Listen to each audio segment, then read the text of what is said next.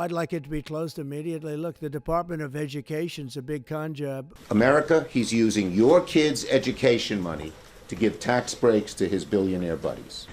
Students come from across the world to go to our universities for a reason. So, I mean, why take away one of America's great strengths? Oh, I'd get rid of it.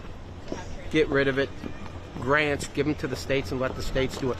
There's a conversation going on about the U.S. Department of Education, what it does, if it should exist, and what would happen if U.S. President Donald Trump successfully dismantles it. Let's take a look. Despite it being a clear goal of President Trump, abolishing the Department of Education is not something he can do by executive order. It would require an act of Congress and a supermajority vote in the U.S. Senate. 60 out of 100 senators would have to approve doing away with the cabinet-level agency. This is the chainsaw for bureaucracy. Chainsaw!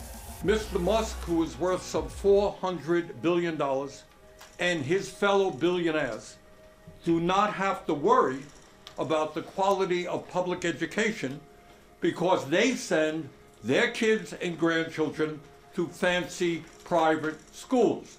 But for the working class of this country, high-quality public education is an imperative if their kids are going to do well in life.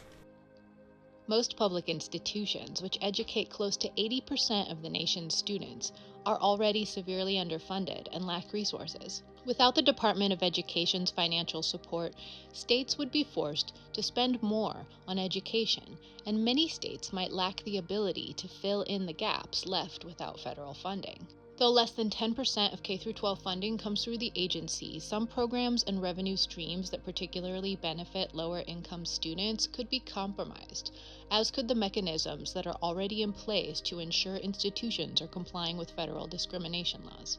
This administration, with these RIF notices, have impacted every last office in the U.S. Department of Education, not one spared.